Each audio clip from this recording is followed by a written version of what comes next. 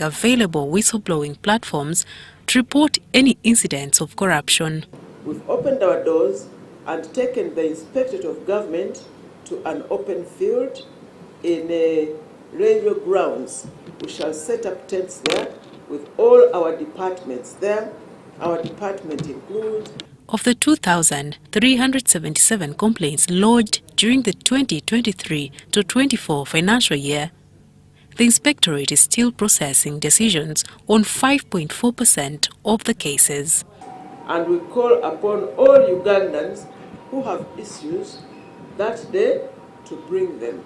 Our gates will be open from 8 o'clock up to 5, 8 in the morning up to 5, and you're free to walk in and state your case. As the IGG marks its 38th year, the push for greater accountability continues, with Honourable Betty Kamya reaffirming her commitment to rooting out corruption through collaboration with the public.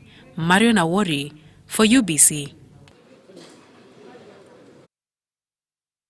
The Uganda Police Force have paused investigations into the alleged shooting of the National Unity Platform President Robert Kyagulanyi Ssentamu. Police says Kyagulanyi has refused to collaborate with the investigations team. They want police to keep quiet and swallow. The unwillingness of Robert Kyagulanyi Ssentamu to cooperate with the investigation team has prompted the police to pause investigations into his alleged shooting in Bulindo last week. The investigation is having a challenge because one of the key partners in this matter is intransigent. Our first attempt to come into contact with him, he rejected it. However, police claims not to be moved by public criticism over the incident. I gave a statement, they called it a lie. What did I lie? My lie was, because for me what I said is that there are two versions. There is a version telling us he stumbled, there is a version which says he was shot. We want to investigate. That was the lie I told. Police statement on the Bulindo incident has attracted public criticism, with the timely videos recorded.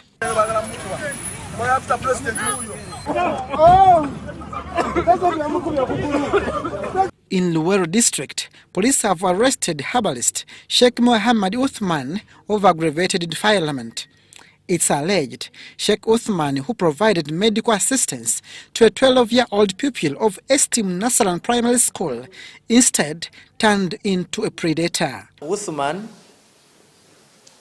would take this young girl to his herbal room, but the grandmother would remain outside, and this took a span of 6 days. And he would make the juvenile remove clothes, and that he would get herbs and smear them on the private parts of the juvenile. Now finally on the 6th day is when he went ahead and now even defiled this juvenile. Meanwhile, school managers and business proprietors are urged to install firefighting equipment at their premises to counter fire incidents. Abdul Nasser Lubwama and Rogers Humagum for UBC.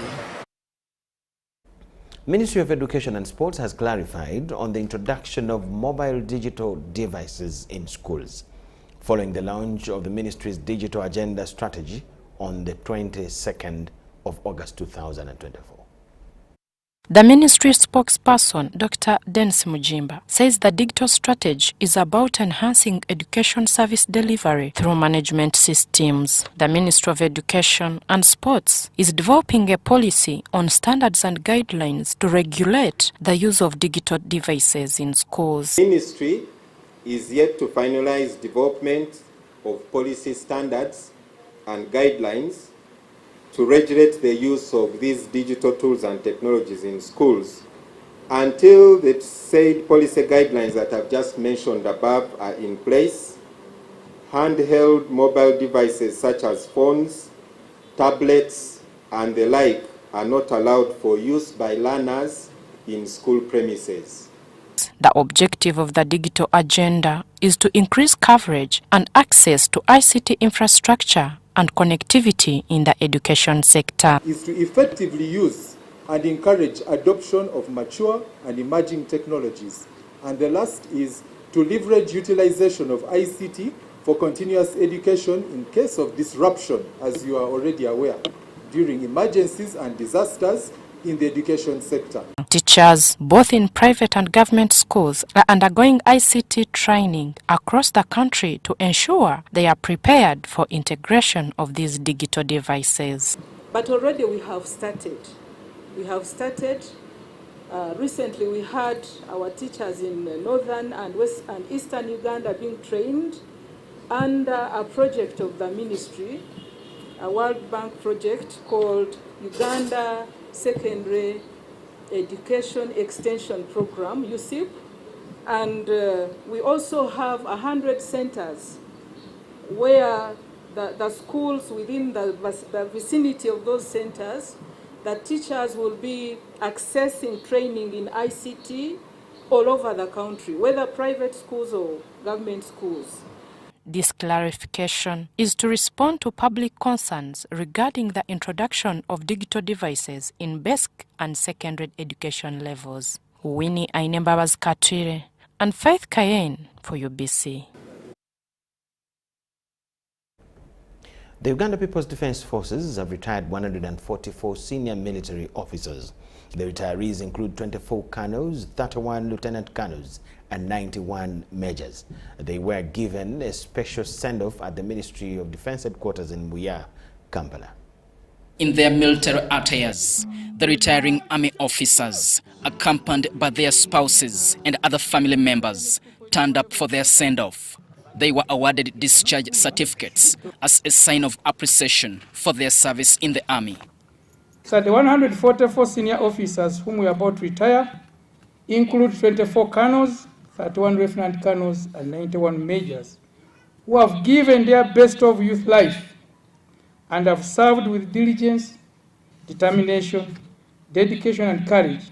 Most of the retirees had served in the force for more than 30 years. We appreciate our leadership for the peace, stability, vibrance, growing economy our beloved motherland country, Uganda. Since the departure of colonialists, there was no formal retirement plan for senior serving army officers in the country. But this later changed when the UPDF introduced a 5-year retirement schedule to discharge senior serving army officers. That some time ago we never used to retire. I even don't know the name of that exercise. At some point it was reef. At some point there was no reef at all. I think it was running home. Kila mtu kwa wakati yake, kimbia kwenyu. But today we come together. Our people retire in a honorable manner. And we have so far seen 15 batches being retired. I'm saying 15 because last financial year we had 2 batches, 13A and 13B. The retiring military officers are going home with a token of appreciation from the government. Be careful. You will live a beggar's life if you don't think properly. Think properly about it is your money. However, the deputy CDF has urged the retiring army officers to be on standby for eventual deployment in the 2026 general election. Nataka kusema sehemu naenda, there is a storm coming. Storm ya politics. 2026 is not far. It is just after tomorrow. Maombi yangu ni kwamba, again, let's be together. You are mature people. Here, I will not dwell much because you are already mature people. You know what to do. When that time comes, we shall coordinate together and see how to handle the election. They call it election security. Led by top military bosses, the retirees carried out an official send-off procession as a sign of leaving the army. Diano Olwen Peters, UBC News in Kampala. Prime Minister Robin Anabanja has hailed fallen State Minister for Defence and Veteran Affairs, Sarah Mateke, who will be remembered for exemplary leadership. This was during the pre-funeral service at Parliament, where the Prime Minister said humility, dedication and passion for work are virtues.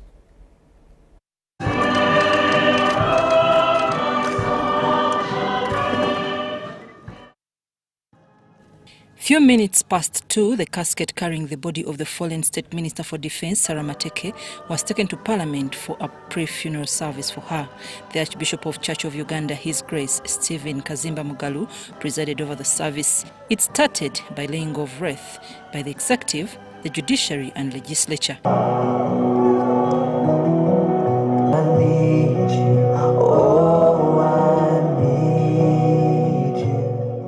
The Archbishop Stephen Kazimba Mugalu said God has given each one days on earth to have a contribution to make. You have a contribution to make before you go. Let us do it, because we still have something to do. We just pray that the Lord will help us. You ask that the Lord will help to complete your term. The Prime Minister and leader of government business, Robin Anabanja, recalls the last encounter with the late during Monday last week cabinet meeting, emphasizing that she was a personal friend. I chaired the cabinet on Monday, where she was last week, and she told me that her feet were swelling, and I told her to go to hospital. Little did I know that that was my last interaction with her. The Speaker of Parliament, Anita Mong, who said she rushed to Mengo Hospital after getting news that MP has died, although first thought it was fake news. She says the death of Sarah gives them an opportunity to reflect upon. It is very important for us as members of Parliament at this time really to reflect. Honorable members, this is your family where you belong. Love each other. Be there for each other. Don't waste any time in grudges and fights. Members of Parliament have heavy workloads, which most times cause stress. The Secretary General NRM, Richard Twedwong, says that is what the late was going through. That you find time within your busy schedule to relax and rest. You find time and switch off your phones, even if only for 2 hours. Do some exercise. Take a walk. The late had been appointed State Minister for Defence and Veteran Affairs 6 months. The Minister of Defence, Jacob Oboth, said the late's legacy of dedication will continue to inspire them. Legacy of dedication and selfless service will continue to inspire us and guide us forward. The body of the late is to be taken to Nsanji, on Tuesday brought to All Saints Cathedral for a funeral service, then afternoon to Parliament for MP's tribute. I'm Navka Farida and Gloria Gwetabenji at Parliament. Secretary to the Presidential Awards Committee, Hajat Zamina Malole, has emphasized the importance of raising awareness about the Presidential Awards during national days. This comes as the committee continues its nationwide outreach with a recent visit to Wakiso District. The Presidential Awards, established under the Presidential Awards Act of 2001, are a system administered by the Office of the President through the Chancery.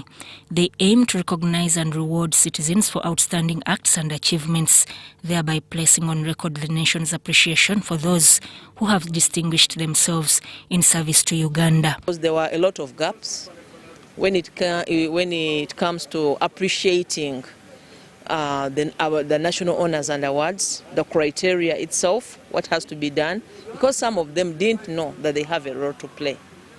Because many times when they bring, for instance, those proposals because we send them forms. There are also other forms that are uploaded on the website of the Office of the President. For them, they have been, filling them maybe individually.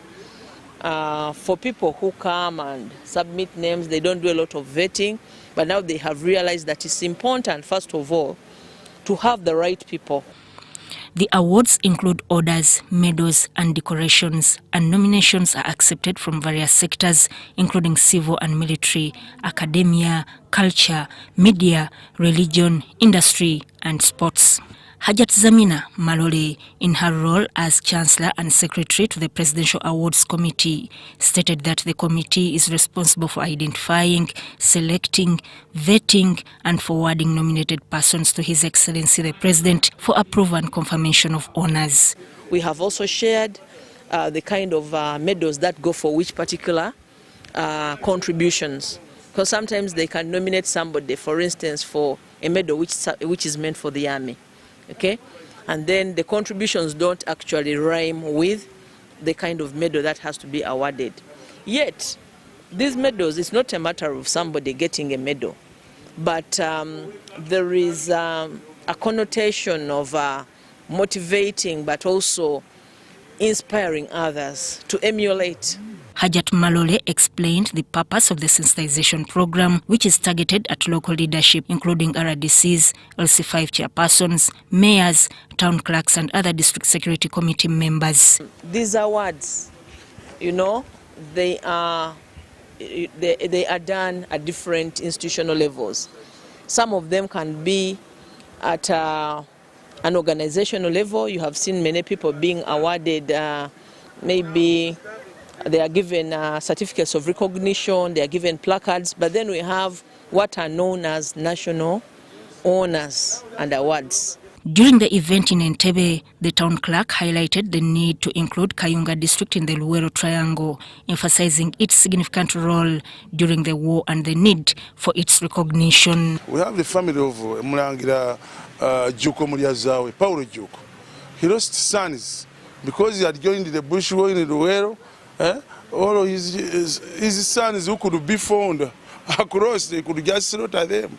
Remember, some were our fellow schoolmates called Junju. He fell a victim, and several others, children of the late Juko. And Juko has never got his honors befitting his contribution to the war. The ongoing sensitization effort aims to bridge gaps and provide clarity on the types of contributions that deserve recognition, as well as the specific medals appropriate for various achievements. Sudat Kaye, UBC News.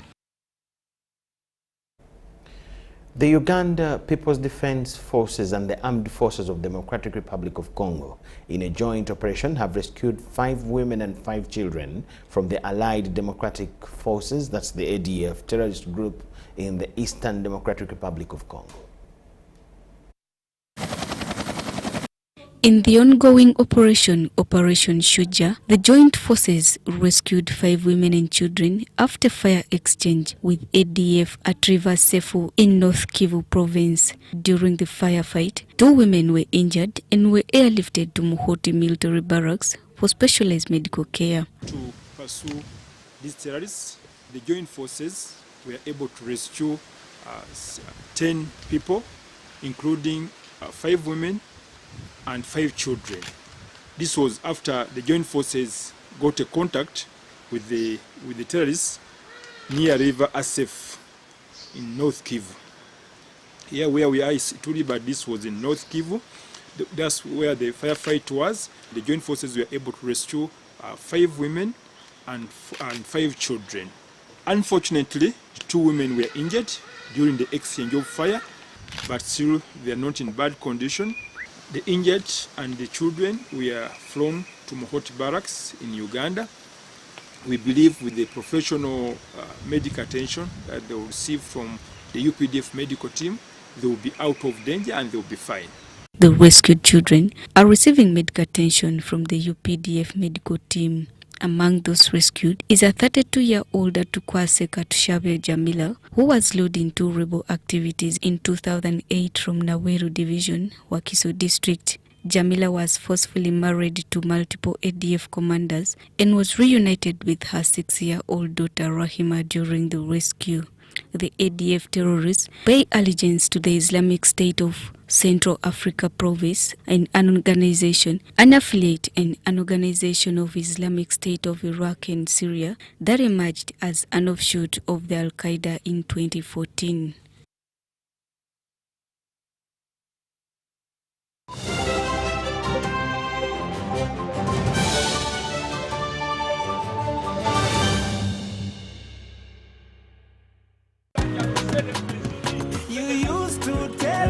That I don't make you happy. All that time you would be complaining.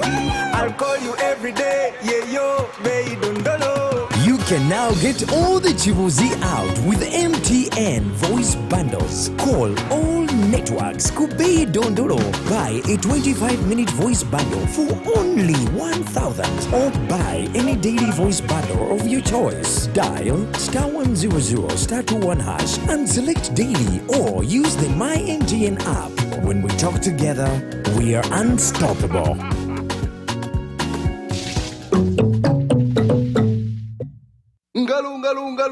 It's true what people say, that when I wash and you wash your hands with soap, we'll have less infections as Ugandans. After all, it's hands that handle money. It's hands that feed us. Hands that prepare soil for farming.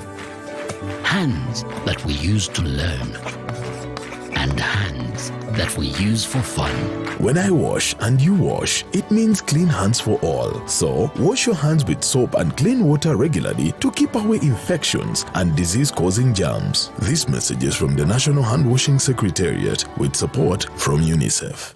The Ministry of Defense and Veteran Affairs and the UPDF, in conjunction with the Ministry of Internal Affairs and other sister security agencies, present the first Kampala Defense and Security Expo in memory of the late Honorable General Arunda Nyakairima as we celebrate his selflessness, bravery and Pan-Africanism. Activities will include an exhibition, memorial lectures by distinguished speakers, and Thanksgiving prayers to crown the 3-day event. The keynote speaker will be the President of Uganda, His Excellency Yoweri Kaguta Museveni. The event will take place from 10th to 12th September 2024 at the Commonwealth Resort Hotel at Munyonyo. For more details on the accreditation process for this event, please call the UPDF's Head of Protocol on 0772 696070 or 0757 999544. Ladies and gentlemen, and ladies in the struggle, our country Uganda must be free.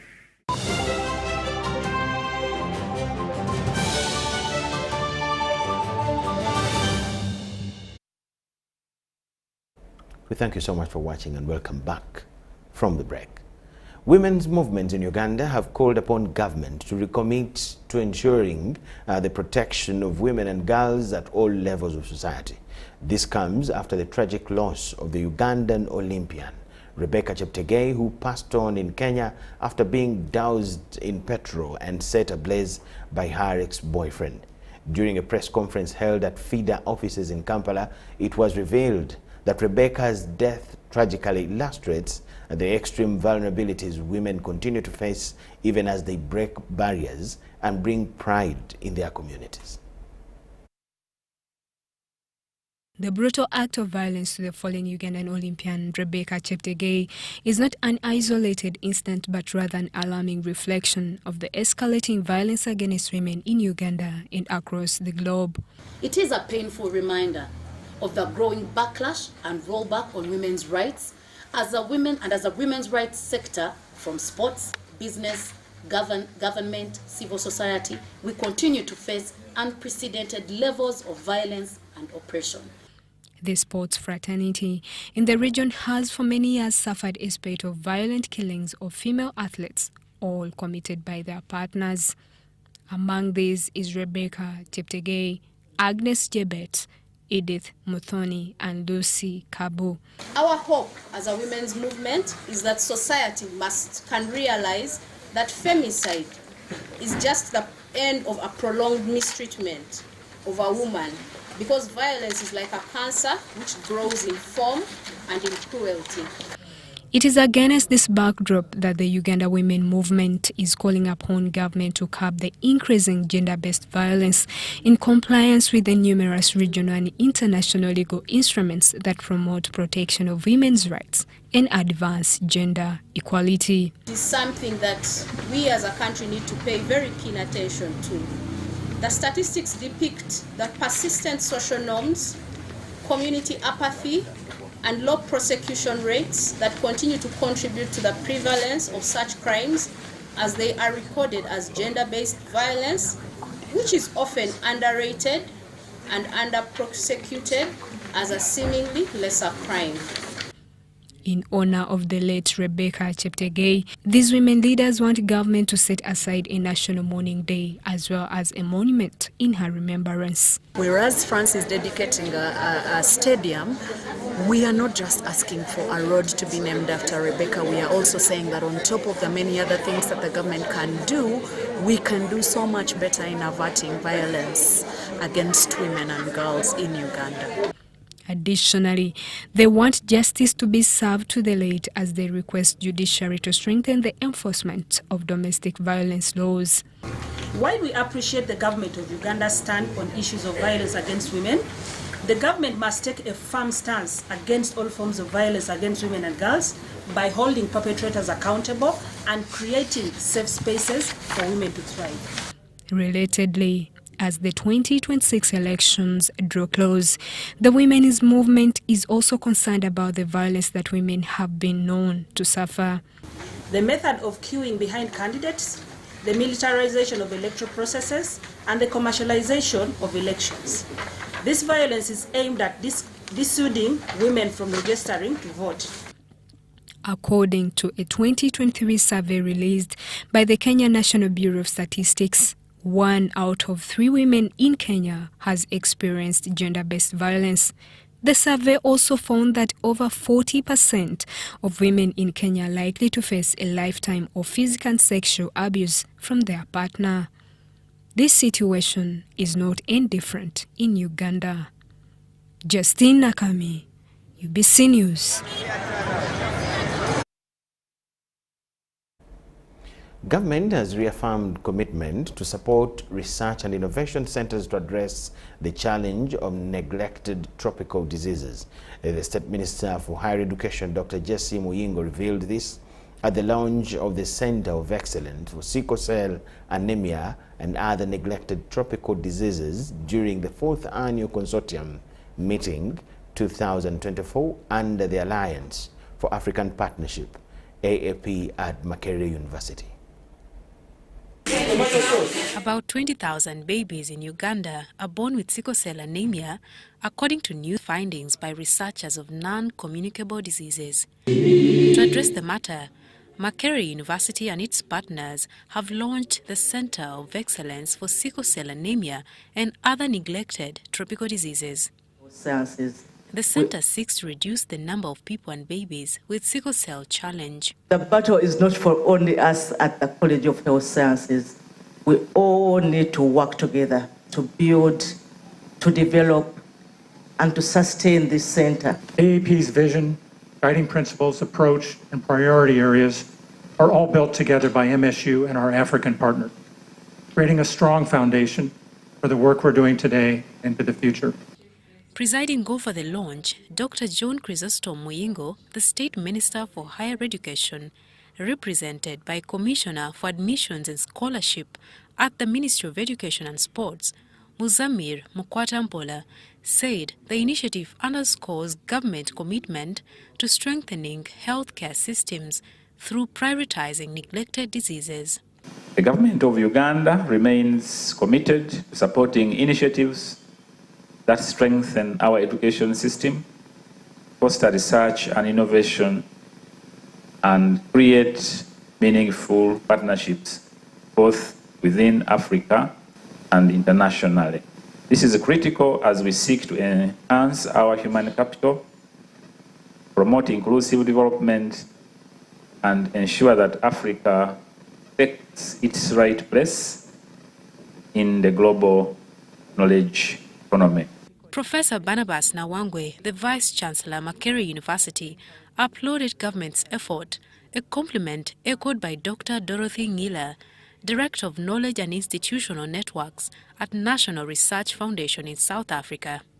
This one is very important because it is our contribution to the alliance and to remove that perception that African countries are ever relying on donors for whatever they want to do.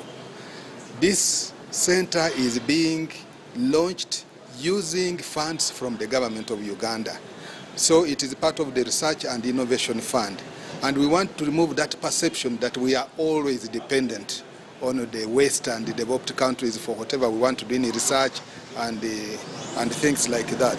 This chair will be supported in partnership with UNCSD for 5 years initially, and then it will be evaluated. And the expectation is that the research chair holder will be involved in supporting and nurturing postgraduate students, as well as advancing knowledge in these areas and ensuring international collaboration. The Alliance for African Partnership Engagement aims to have conversations that will shape the future of education, research and development across Africa. Marion Awori and Andrew Sebida for UBC. Residents of Juko Zone in Machinde Division were shocked with one Kunde who beheaded his former lover, Sharon Rukundo, after a failed relationship. The angry residents also retaliated and lynched him to death. The incident happened early morning in Juko Zone, Katwe village in Makindye Division.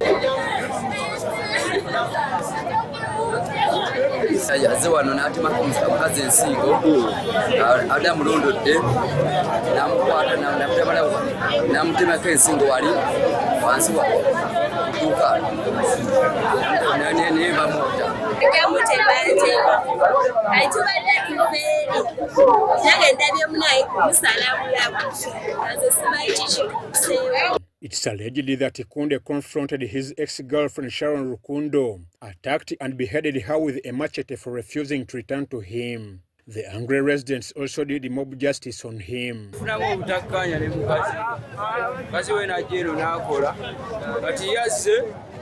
Waze n'obusungu waze n'ejjambiya nga yagiwagadde bubinnyo amusanze alina emmere ng'akutte essuwaani y'emmere n'amusalirawo omusajja n'atandika okudduka naffe ne tumugoba ne tumukwata naki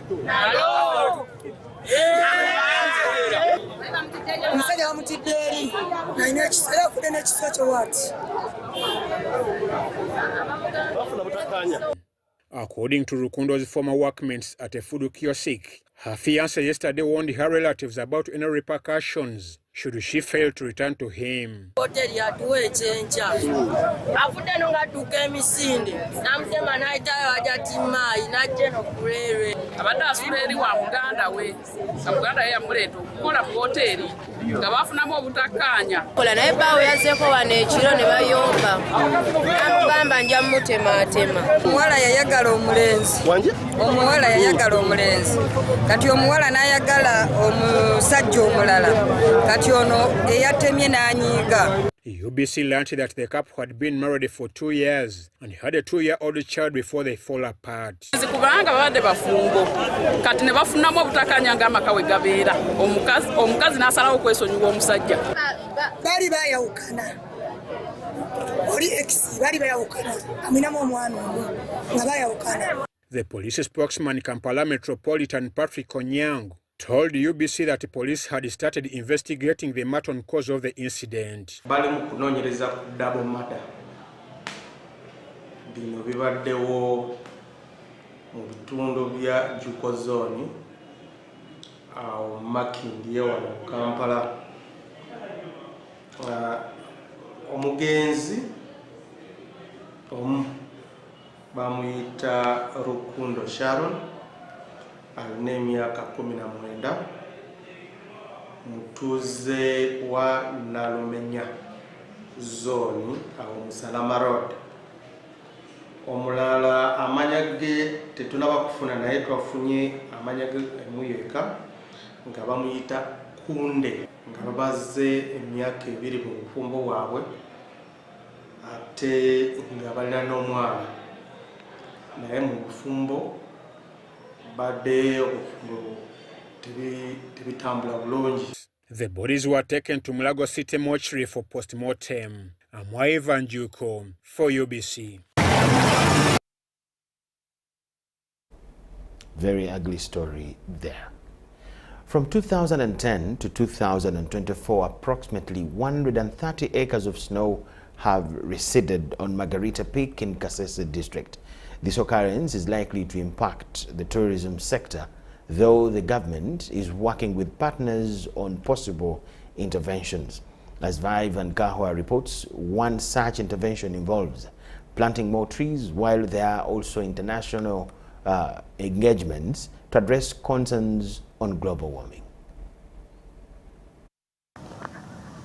Global warming remains a threat to Uganda's natural resources, significantly reducing the snow cover on Mount Rwenzori by 130 acres over the past 14 years. This is an international concern. For instance, in 2010, we did measure the amount of snow, the acreage. And consequently, over time, up to 2023, we are able to tell the amount of snow, the extent at which it has reduced. The receding snows are characterized by the melting glaciers, which have created depressions, affecting the experience of accessing the peak of Margarita at 5,109 meters above sea level.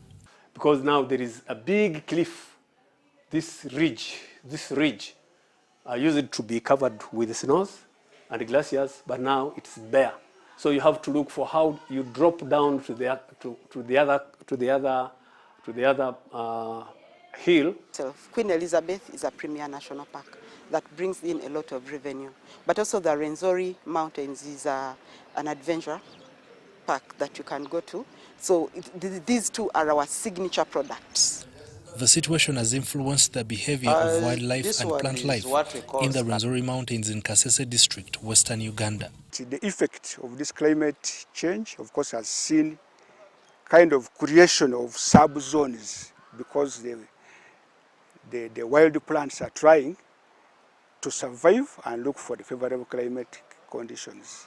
The areas in the high elevation used to be very cold. An example is the alpine zone, but now it's getting warm. And we are seeing plants which used to be in a low elevation now shifting towards the higher elevation. And of course, because of the climate change, they are actually moving away. They are not there. Now we find a place that had a variety, had lots of these plants, you find one. Human-induced activities have also exacerbated the effects of global warming. Those impacts are from as far as America. Yes, when they talk of global, the situation is global. As far as America, China, Europe, things like that. By whatever human activities that are going on, the industrialization, agricultural systems and whatever, the impacts are being felt up here. These are the peaks. Now, when these glaciers will be no more, very few tourists will want to reach the summit, which is empty, which will be empty by then, and maybe we shall remain with those who are interested in looking at nature. It's important to note that the snow is receding at a very high rate. When I grew up, I used to stand at Hima Cement there, and see the snow, just very near there. I used to stand at Rwenzori High School and see the snow. But now, even if you stand at Rwenzori High School, you can't see the snow. Even during the wet season, you cannot see that snow. So there are so many changes. And if we are not careful, they say in the next 30 years, there will be no snow. This reality calls for immediate action to mitigate the situation, which could result in significant revenue loss for Uganda due to a potential decline in tourism. Efforts remain underway to mitigate the impacts of climate change and, where possible, adapt to the prevailing circumstances. We should reduce on the emission rates so that we have the situation changing. If they can't reduce, then also developing countries should also begin producing, because we need something that can make developing countries also be able to adjust, to adapt. And you cannot adapt when you are very poor. It's not possible. You will still be affected by climate change. So we have partnered with WWF to restore 200 hectares of the degraded parts of Rwenzori Mountains National Park. So we have to really work tooth and nail to ensure we conserve this environment, because it is our home. We don't have any other home. And we must live in a very clean environment, in an environment that can can continue rejuvenating and cleaning itself. The receding snows on Margarita Peak suggest the urgent need for action against global warming and human-induced activities to protect Uganda's natural resources and the tourism industry. Ivan Kahwa, UBC News. UBC News. Iron ore miners from Kigezi region are worried over surplus iron ore following government's move to stop the National Cement Company, Uganda Limited, from buying and exporting iron ore. The chairperson Kigezi Iron Ore Artisanal Miners, Narcisse Kabatereine, says that the suspension of operations will render over 1,000 people jobless and impact negatively on their livelihoods.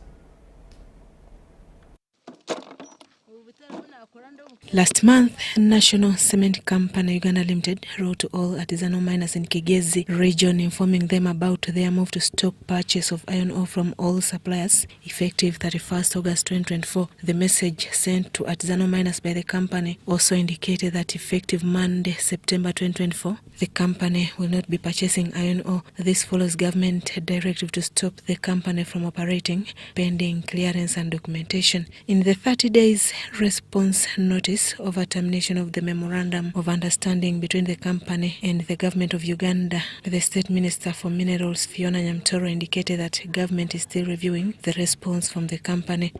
We are saying that that capacity which was being built might perish if we suddenly ban the export.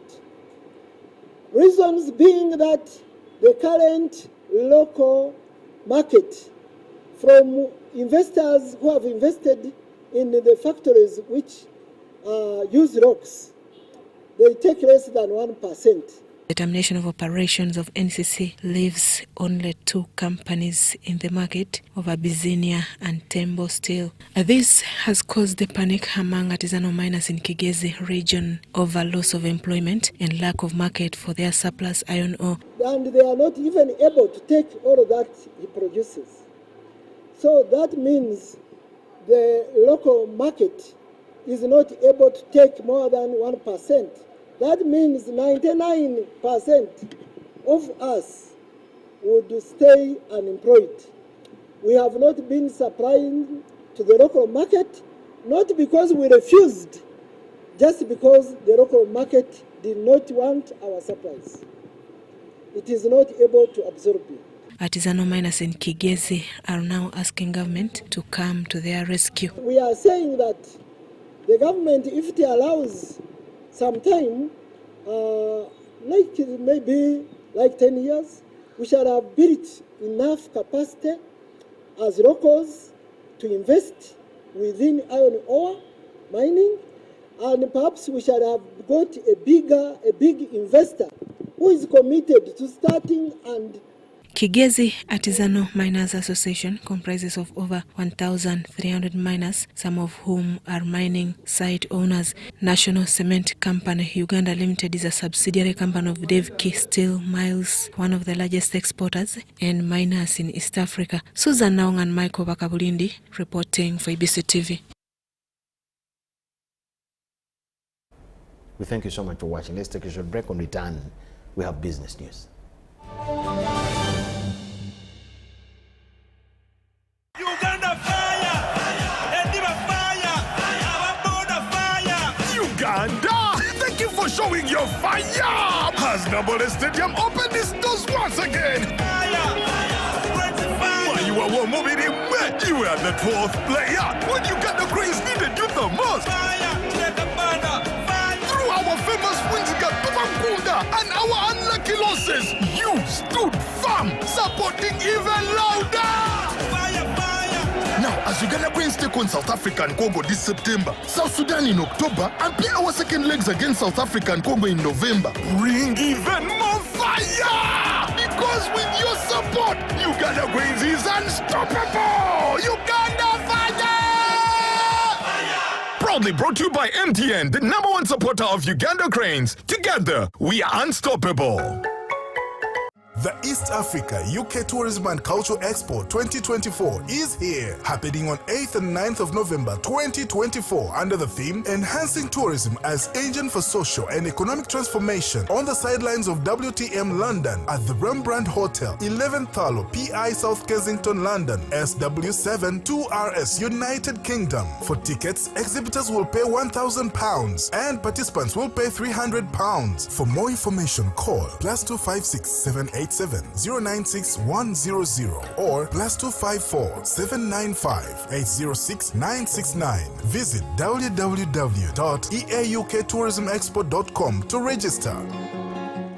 Namunkekela Agro-Processing Industries Limited, NAPIL, presents the Namunkekela Liaoshen Industrial Park Trade Show and Bazaar under the theme Celebrating Local and Foreign Investment on Friday 27th to Saturday 28th September 2024 at Kapeka Industrial Park starting at 9 a.m. Entrance is free. Are you a business person, school, or consumer of authentic Ugandan products? Don't miss this chance for incredible discounts on premium items like ceramic tiles, electricals, garments, shoes, bags, TVs, agricultural tools, dried mangoes, and pineapples. Guests of honor are Minister for Investment, Honorable Evelyn Anite, and the Chief Coordinator Operation Wealth Creation, General Salim Saleh. Come and enjoy Uganda's top artists. Would you like to exhibit? Call 0783 293 348 or 0757 896 914. Kapeka, the center for all your quality products.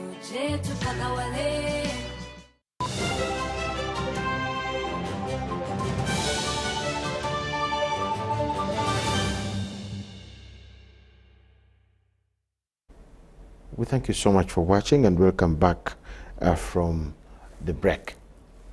The fishing communities on Lake Choga in Amolata district have appealed to the Chief of Defense Forces of the UPDF General Muhoozi Kainerugaba to come to their rescue and restrain his men, whom they accuse of use of excessive force as they carry on their operations on the lake. All the concerns have been documented by the Patriotic League of Uganda Secretariat, which has been in the area to offer a fact-finding mission. The Patriotic League of Uganda Secretary General Daudi Kabanda, in company of Michael Mawanda, the Director of Mobilization, has paid a courtesy call to Amolata district, mainly to the fishing communities. Their visit to the area follows an outcry from fishermen who have over time lamented over the excessive use of force by the fisheries unit of the Uganda People's Defense Forces, UPDF. The two PLA leaders convened a stakeholders meeting in Namasere Town Council attended by mainly the affected communities. Is one of the women whose boats were destroyed. New system that is making them very poor in the lake. The system is called Big Network. The system is called Big Network. Yeah. And we still appreciate that we encourage the CDF to keep the soldiers, but with time we keep also talking to them. In attendance was the UPDF 5th Division Commander, Brigadier Faith Katunji. When they have 30 illegal fishermen, they arrest or contain 26, but close one eye for the 4 to go and do fishing. That one, Israel, take note of that. It is there. And some of us have intelligence. Some people have been pinpointed amongst you as the dealers, the go-between. Inadanganya. That is another issue, which we must strike a balance and bring two sides. The fishing community appealed to governments to lift the silverfish ban. Usually when the army came, after destroying the boats, we had got the loan from the bank. For me, I have 10 million in bank. The net was not getting fish. So he changed to Mena, Ukene. But again, when Mukene was stopped, she went back to Gilnet. Political leaders in attendance included Kyoga County Member of Parliament Moses Biteko of FDC and James Olobo of North Kyoga. The complaint of the fishermen here is that government made them to destroy the boats without giving them enough time, and did not bother to compensate them. They are requesting that government compensate them. PLO leadership promised to pay attention to the raised concerns, as well as forwarding them to General Oscar Mugava, their patron who also serves as the CDF. For me, I told you I came here as a messenger together with Brigadier Katunji to get the real picture. There are also other teams around. They are gathering the information. After we shall make a report and give it to CDF, whom I am sure will give it to the president. I would like to assure you, without any fear of contradiction, that now that Moses has known your problem, this is the last meeting about your cries. General, I would also talk to Afande, but find off telling Afande that first and foremost, let's find how to solve the old anger and those atrocities amicably. As a people, as a UPDF, and we have always been accountable to these people. We can solve it with them. These are not very difficult people. Lake Kyoga resources is shared by Nakasongola, Apak, Dokolo, Amotal, and Wiyende districts. Robert Anyango, UBC News.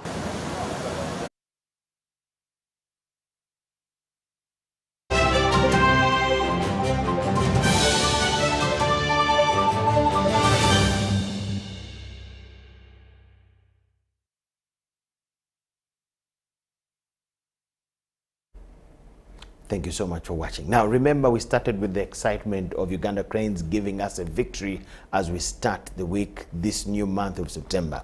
Now, ahead of the game, Uganda Railway Corporation is playing a significant role in ensuring funds. It played a significant role in ensuring that funds can support the Uganda Cranes when they provided efficient transportation to Nambole Stadium. The excitement around the Africa Cup of Nations qualifiers against Congo-Brazzaville, combined with the added convenience of railway transportation, created a vibrant atmosphere for the fans. The corporation spokesman, John Sengendo, told UBC that the corporation is committed to support the Uganda Cranes through provision of reliable transportation to the fans.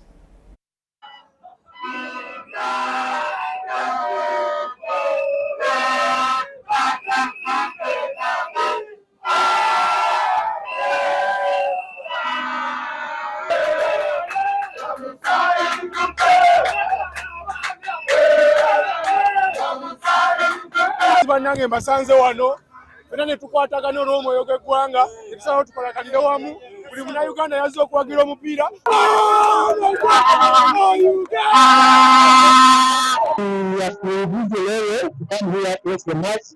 Between Congo and Uganda, and we're expecting a win since the boys did a good job.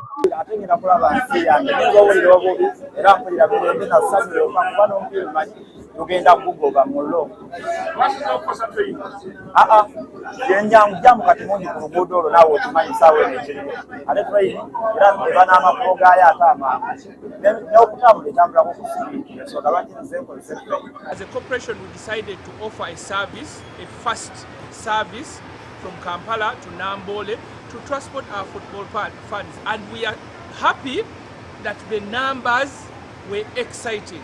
The Ugandans who came here, the Ugandans who wanted to take the train maybe for the first time, or that have been taking the train, came in big numbers with their vuvuzelas to be able to support our Uganda train, our Uganda crane. So we are excited, and we promise to have this service available every time our team is going to play at the Nambole Stadium. We are happy that Ugandans have appreciated this ride. The first ride, we actually took about 12 minutes to Nambole, and Ugandans couldn't believe that actually we have a service that can do that. And even the second trip and the third trip, we have offered this service at affordable rates, but a service that is moving faster. We have, everywhere we have gone through, the roads are packed with cars, but the train was going in smoothly. So we call upon Ugandans to use this service. We have made about 3,000 Ugandans in the 3 trips, because there were so many people on this train, yeah? that you couldn't count, yeah?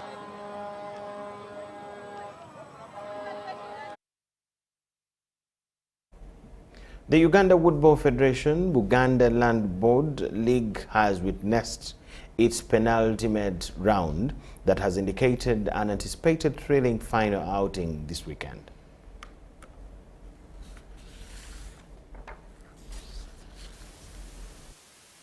Prison's Woodball Club has maintained top position in the men's category of the Buganda Land Board-sponsored Uganda Woodball Federation League. With one more outing to go, Prison's men's Woodball Club that has garnered 41 points has 2 games to play, while second-placed University of Kisubi that has 36 has 3 games to go. Okay, you should actually expect Prisons taking back the trophy. Yes, because we do have a lot of experience. Okay, like as per now, as we speak, all our players are on point. Yes, no one is making those mistakes.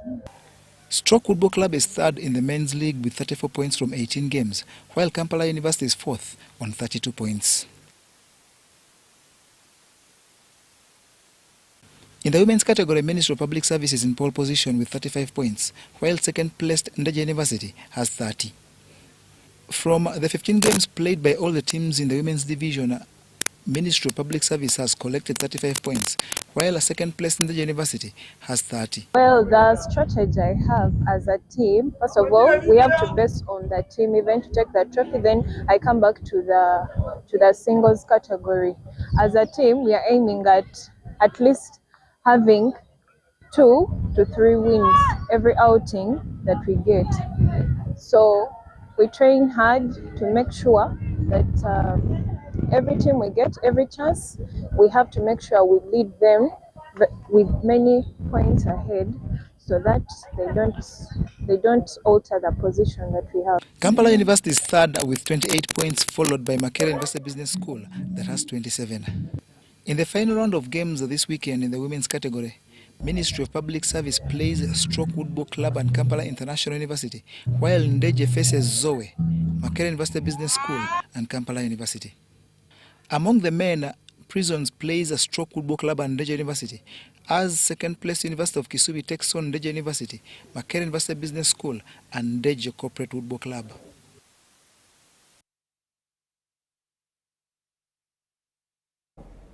Woodball brings us to the end of all we had for you tonight. Thanking you so much for watching, welcoming you back from Nambole and wishing you the best of the week. My name is Michael Jedandukoma with Elizabeth Nakakon and the whole team. Bye-bye. Good night.